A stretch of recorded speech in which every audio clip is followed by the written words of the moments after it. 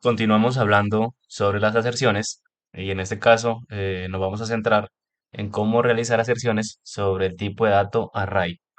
Recordemos que un array en Java pues es un vector en el cual puede ser lineal, puede ser de varias dimensiones, ¿cierto? Pero en este caso simplemente nos vamos a centrar en un vector lineal. Eh, para eso vamos a utilizar los siguientes comparadores que se ven acá en pantalla. Vamos a utilizar este, ¿cierto? Para verificar el tamaño de un array. Vamos a utilizar el empty array para verificar si un array está vacío o no. También para validar si un array contiene exactamente los mismos elementos que le especificamos con el array containing. También tenemos el array containing en in any order, que verifica si un array contiene los mismos elementos que los especificados, pero sin importar el orden. Algo así como ya vimos con las listas, ¿cierto? También para validar si un array contiene un ítem, ¿cierto? Un valor o un elemento específico. Entonces vamos a ir al entorno de desarrollo. Vamos a crearnos un método para, para estas aserciones arrays, por ejemplo. Aquí. Y vamos a crearnos un array tipo string. Recordemos que esta sería la declaración de un array tipo string. Y a esto lo vamos a llamar array nombres, por ejemplo. Y vamos a decirle que esto va a ser igual a lo siguiente. Entonces aquí, por ejemplo, vamos a escribir nombres con A, que se me ocurren en este momento. Vamos a crear este array. eh, de esta manera. Así está bien. Ahora vamos a empezar con validar, por ejemplo, el tamaño de un array. Entonces vamos a invocar el método hacer, que es el método estático, recordemos, de aserciones de Hamcrest. Y acá pues vamos a llamar el array y vamos a decirle que array with size. Y acá pues si queremos hacer la aserción, pues le indicamos el número que estamos esperando. En este caso yo sé que debería esperar un array con 5 posiciones, ¿cierto? Entonces acá esta aserción debería de pasar. También imaginemos que no sabemos cuántas, pero sí sabemos el mínimo, por ejemplo, que debería tener al menos 3, por ejemplo. Entonces podríamos hacer aquí, decirle que debería ser 3 o en el caso de que consideremos al 3, ¿cierto?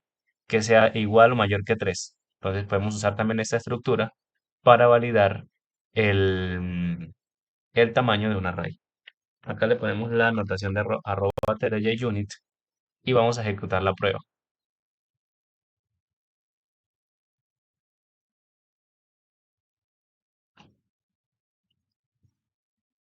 Entonces vamos a ver que pues el test va a pasar correctamente porque los dos comparadores que estamos utilizando se cumplen de acuerdo a lo que definimos en nuestro array.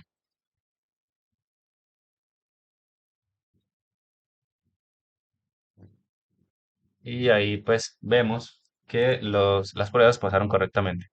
Ahora vamos a validar si un string está vacío.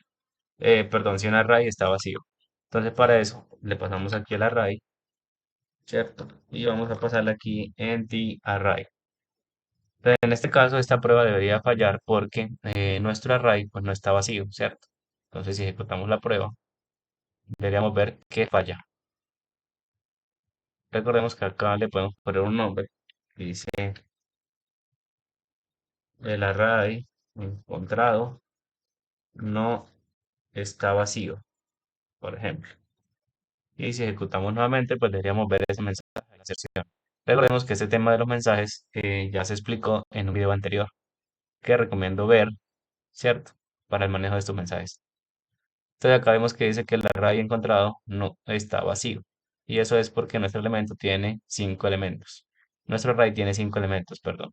Entonces, acá para la prueba, pues ya no hacemos este, sino por ejemplo, new string, así. Y así, esto representa un array vacío, básicamente. Entonces, si ejecutamos nuevamente la prueba, deberíamos ver que pues ya pasa correctamente. Ahora vamos a ver cómo validar que el array contiene los elementos que estamos esperando. Entonces vamos a ir acá, hacemos la aserción de igual forma, le pasamos el array de nombres y le decimos que array contain este. Y acá pues le tenemos que, en teoría, le tenemos que pasar los elementos que nosotros estamos esperando. En este caso yo le voy a decir que estamos esperando, ¿cierto? Los mismos con los que construimos el array.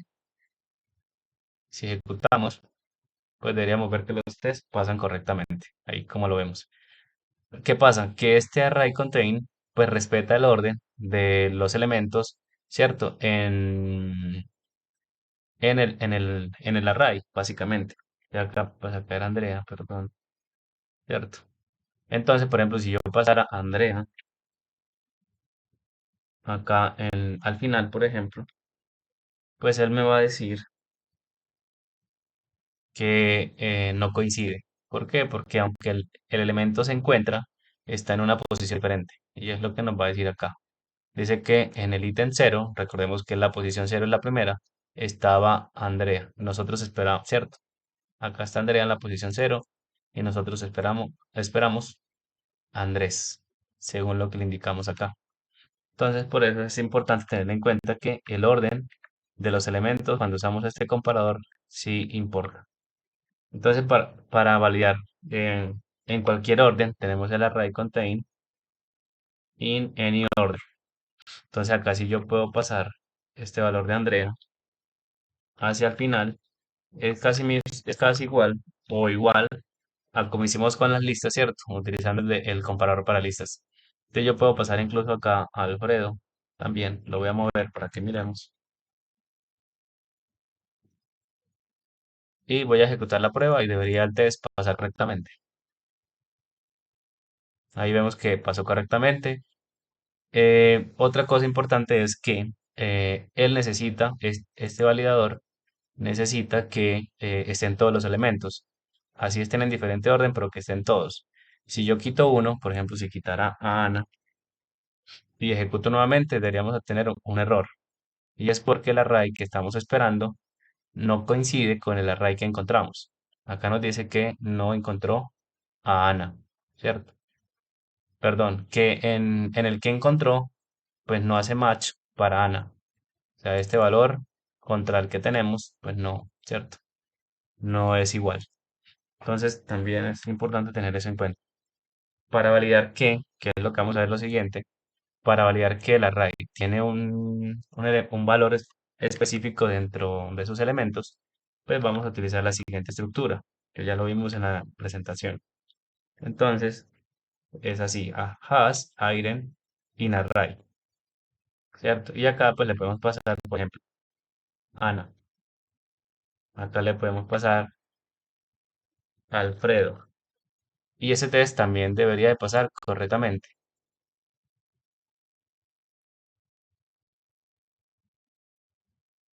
Ahí como vemos, ¿cierto? Y si le pasamos uno, por ejemplo, que no estamos esperando con, por ejemplo, Angie, otro nombre con A, siguiendo la lógica que tenemos acá, pues debería de fallar porque el array que le estamos pasando acá, pues no contiene este elemento. Si vemos acá el mensaje error, nos va a decir que estaba Andrea, estaba Andrés, estaba Antonio, estaba Alfredo, estaba Ana, pero el array no contenía a Angie, que básicamente es el que le estamos indicando acá. Entonces, esta sería otra manera. De momento voy a comentar esta porque no me falle. Y ahora, ¿cómo hacemos para eh, validar que tiene varios elementos, ¿cierto? Cuando estábamos utilizando las listas, pues teníamos el has items, pero este no se encuentra implementado para los arrays. Entonces, básicamente lo que vamos a hacer es lo siguiente, y es utilizar la siguiente lógica para para construir ese comparador múltiple, que ya lo vimos en un video anterior también. Entonces aquí pasamos el array y le vamos a decir que all of, y acá sí, él recibe diferentes comparadores, que son los que se van a evaluar. Y acá le vamos a pasar, por ejemplo, que necesitamos que esté Ana y también necesitamos que esté Alfredo. Entonces, de esta manera, yo valido que esos dos elementos estén pues, en el array. Realmente, pues estas dos líneas se ven reducidas a esta única línea, utilizando este comparador que me permite hacer aserciones múltiples. Entonces, si yo ejecuto ahora nuevamente la prueba, pues debería pasar correctamente porque las dos se cumplen. Ana y Alfredo están dentro del array que le estamos pasando. Entonces, ya vimos cómo podemos realizar nuestras aserciones sobre el tipo de dato array utilizando Handcrest.